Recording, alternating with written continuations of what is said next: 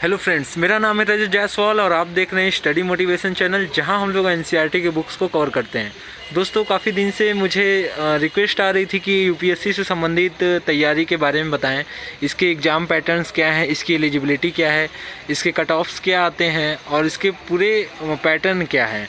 तो दोस्तों, मैं इसी के लिए ये नया वीडियो बना रहा हूँ और ऐसा करता हूँ कि आपको काफ़ी हद तक समझ में आएगा। वैसे तो YouTube पे काफ़ी तमाम वीडियो हैं जो कि आधे आधे घंटे या एक एक घंटे के हैं, जो आपको पूरे यूपीएससी से संबंधित क्वेश्चन और बाकी पॉइंट्स को क्लियर करते हैं। लेकिन मैं यहाँ कोशिश कर रहा हूँ शॉर्ट फॉर्म में आपको बता देने का, एक ओवरऑल व्यू देने का कि एक्चुअली यूपीएससी का एग्ज़ाम पैटर्न क्या है और इसकी तैयारी कैसे होती है।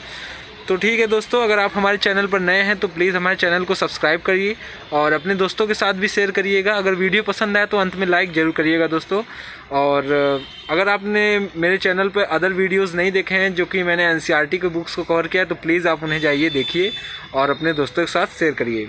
तो चलिए शुरू करते हैं आज का टॉपिक, जो कि है how to become IAS and IPS या how to prepare for this exam. Okay, तो सबसे पहले हम लोग बात करेंगे पेपर टाइप के बारे में, जिसमें पेपर टाइप है 3 टाइप, जो कि प्री, मेंस और इंटरव्यू।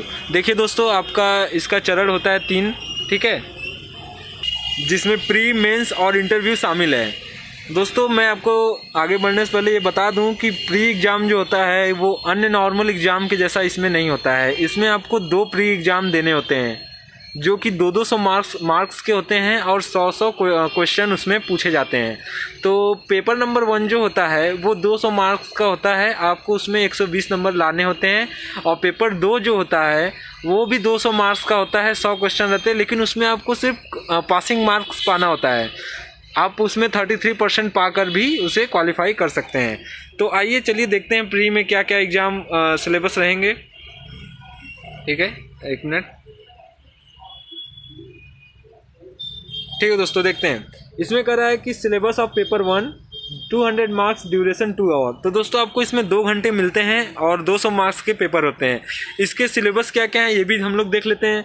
इसमें आएगा current events of national and international importance, history of India and Indian national moments, Indian and world geography, physical, social, economy, geography, Indian and India and the world, Indian polity and governance, constitution, political system, Panchayati Raj, public policy, right issues, etc. economic and social development, sustainable development, poverty inclusion, demographic, social sector initiative।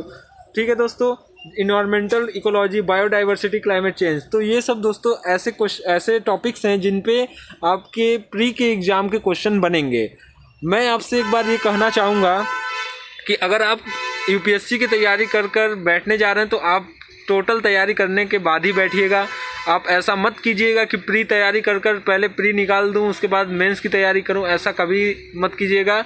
आपका time और पैसा दोनों lost होगा। इसलिए आप पूरी तैयारी समूचा करने के बाद ही आप प्री के एग्ज़ाम में बैठिएगा। अगर आप सिलेबस नहीं जानते थे तो प्लीज़ इस सिलेबस का आप स्क्रीनशॉट ले सकते हैं और इसके एक एक टॉपिक को मजबूत करके आप प्री एग्ज़ाम को क्वालिफाई कर सकते हैं। ठीक है दोस्तों, तो सिलेबस नंबर 2 आते हैं पेपर नंबर 2 पे। इसमें कह रहा है general science syllabus for paper 2 200 marks के होंगे। ओके, 100 क्वेश्चन आते हैं, इसमें भी 2 घंटे के ये भी रहेंगे।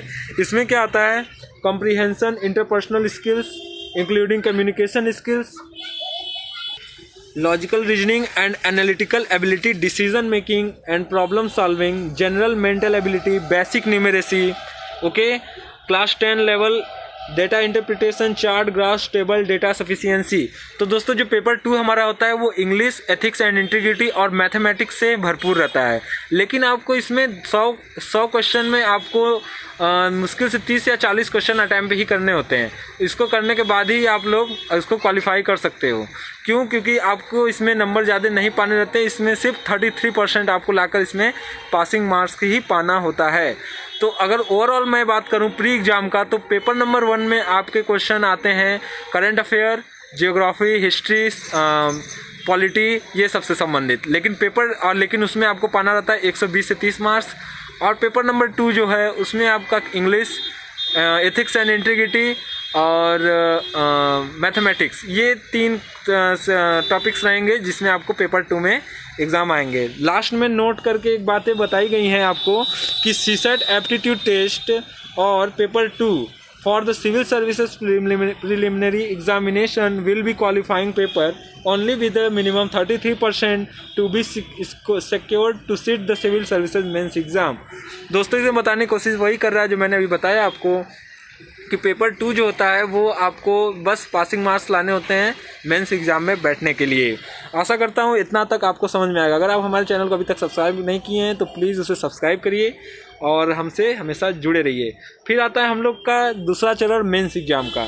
मेंस एग्ज़ाम के बारे में बताने से पहले ये मैं बता दूं कि अगर आप प्री एग्ज़ाम क्लियर कर लेते हो और आपको रिजल्ट मिल जाता है तो आपके पास उसके बाद 4 महीने शेष होते हैं। मतलब आपको एक तरीके से मौका दिया जाता है, एक समय दिया जाता है मेंस एग्ज़ाम में बैठने के लिए और मेंस एग्ज़ाम की तैयारी करने के लिए।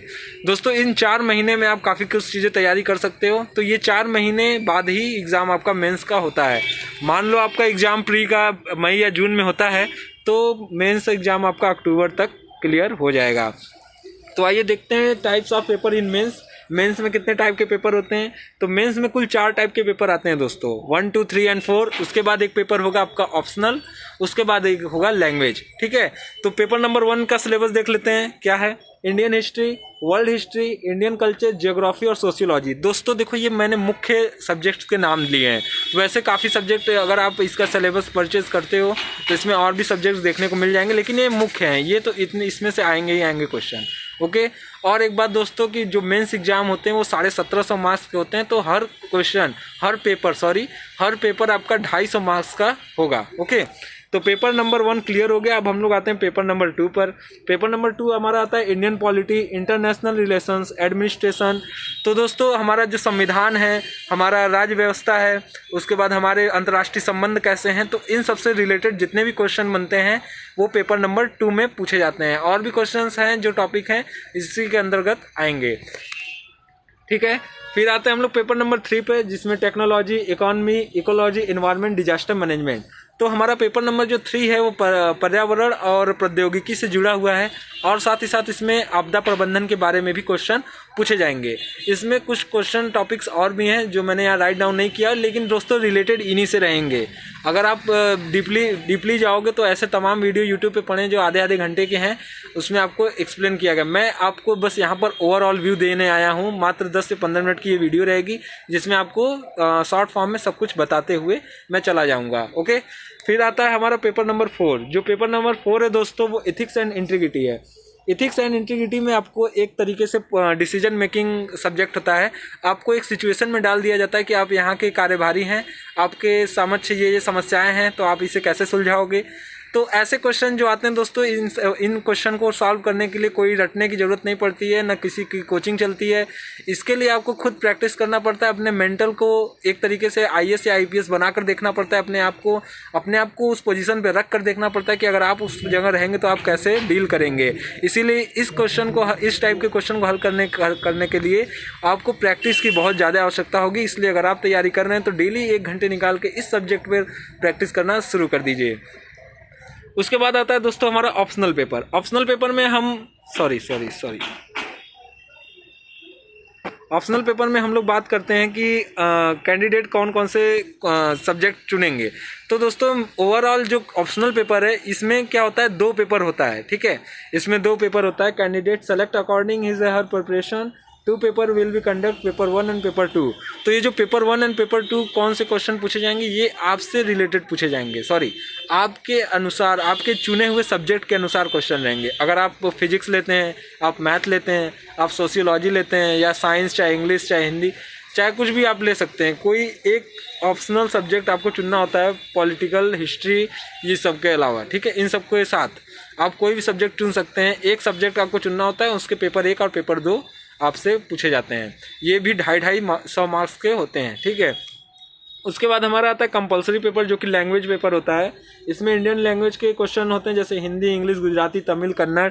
ये आपको क्या कहता है, देना ही पड़ता है आपको किसी भी हाल में। ये कंपलसरी आपका इनमें मतलब एक मुख्य भाषा रहती है, उनमें किसी एक भाषा में आपको एग्ज़ाम देना पड़ता है। बेसिकली दोस्तों ज़्यादातर जो लड़के होते हैं या लड़कियाँ होती हैं, जो एस्पिरेंट होते हैं, वो लोग हिंदी और इंग्लिश को प्रेफर करते हैं, क्योंकि हिंदी इंग्लिश को तैयारी करने से किसी का मेन ऑप्शनल रहता है तो वो भी काम हो जाता है। अगर ऑप्शनल आपने इंग्लिश या हिंदी लिया है तो लैंग्वेज में भी वही क्वेश्चन आएंगे तो आप उसमें कर सकते हो, तो ये आपका प्लस पॉइंट हो जाता है।